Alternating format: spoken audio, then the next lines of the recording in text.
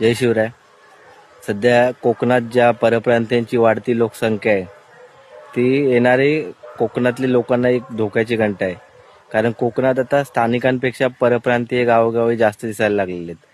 आणि दुसरी गोष्ट म्हणजे महत्वाची की गावात आता जे परप्रांतीय येत आहेत ना त्यांच्या गावात म्हणजे आपली जी ग्रामपंचायत वगैरे आहे तिथे त्या परप्रांतीयांची कोणतीही नोंदणी नाही किंवा जे बाहेरून येत आहेत त्यांची ग्रामपंचायतीत नोंदणी असणे गरजेचे असते. म्हणजे त्यांचं आधार कार्ड घ्या किंवा इतर गोष्टी ज्या आहेत ते जमा करणे गरजेचे असते. पण सध्या या ग्रामपंचायतीत कोणत्याही त्यांच्या नोंदणी नाहीत.